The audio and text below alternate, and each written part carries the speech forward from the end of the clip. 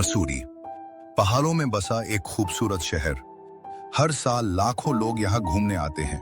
कोई यहाँ की ठंडी हवाओं की यादें लेकर लौटता है तो कोई पहाड़ों के नजारों की। लेकिन कुछ लोग ऐसे भी होते हैं जो यहाँ से ऐसी यादें लेकर जाते हैं जिन्हें वे जिंदगी भर भूल नहीं पाते। आज की कहानी है मोहित और अनुराग की। कॉलेज के एग्जाम खत्म होने के बाद दोनों दोस्तों ने दिल्ली की भीषण गर्मी से बचने के लिए मसूरी जाने का प्लान बनाया। सुबह सुबह अपनी कार लेकर वे दिल्ली से निकल पड़े। देहरादून पार करते ही पहाड़ों का सफर शुरू हो चुका था। यार, आखिरकार हमारी ट्रिप शुरू हो ही गई। हाँ भाई, कब से इंतजार कर रहा था कि एग्जाम खत्म हो और कहीं ठंडी जगह घूमने चले। वैसे होटल बुक कर लिया ना? हाँ, सीजन चल रहा है इसलिए बड़ी मुश्किल से हमारे बजट में एक होटल मिला।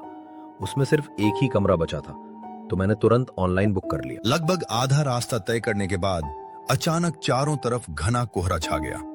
सड़क मुश्किल से दिखाई दे रही थी। तभी मोहित ने जोर से ब्रेक मारी। कार सड़क के बीचों बीच रुक गई। क्या हुआ? ब्रेक क्यों मारी?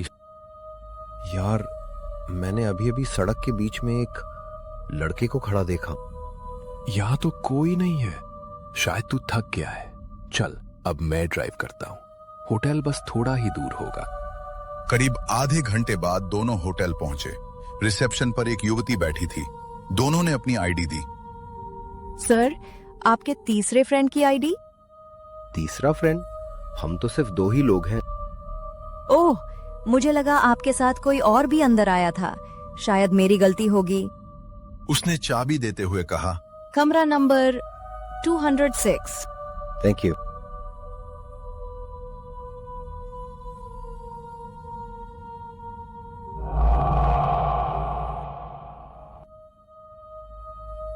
कमरे में पहुंचकर दोनों ने खाना खाया और जल्दी सो गए।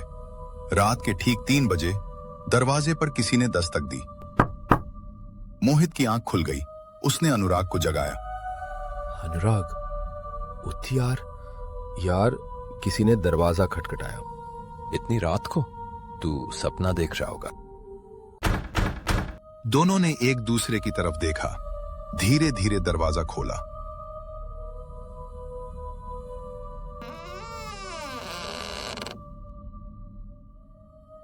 बाहर कोई नहीं था, लेकिन फर्श पर ताजे पैरों के निशान जो होटल के कॉरिडोर से शुरू होकर सीधे उनके कमरे तक आए थे और वहीं खत्म हो गए थे।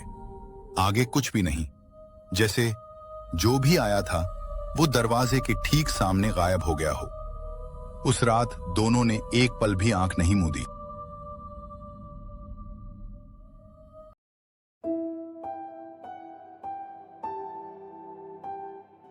सुबह होते ही उन्होंने सामान पैक किया और रिसेप्शन पर पहुंचे। रिसेप्शन पर कोई दूसरा आदमी बैठा था। उन्होंने रात की पूरी घटना बता दी। उस आदमी ने गंभीर होकर पूछा, आप किस कमरे में रुके थे? रूम 206। 206?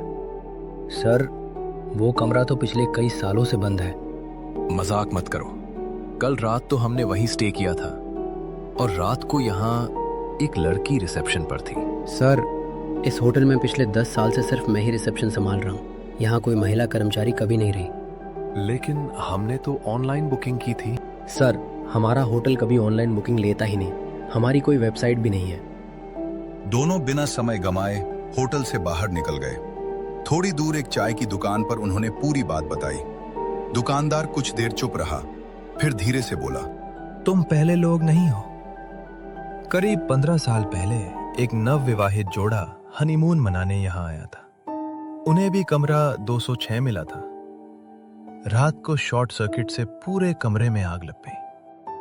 होटल के बाकी लोग तो बच गए, लेकिन वो दोनों पति पत्नी जिंदा जल गए। उस दिन के बाद कमरा हमेशा के लिए बंद कर दिया गया। दुकानदार ने कांपती आवाज में आगे कहा, बहुत से लोगों ने बताया है कि पहाड़ की सड़क पर एक लड़का दिखाई देता है और होटल में एक लड़की जो खुद को रिसेप्शनिस्ट बताकर लोगों को कमरा 206 की चाबी दे देती है।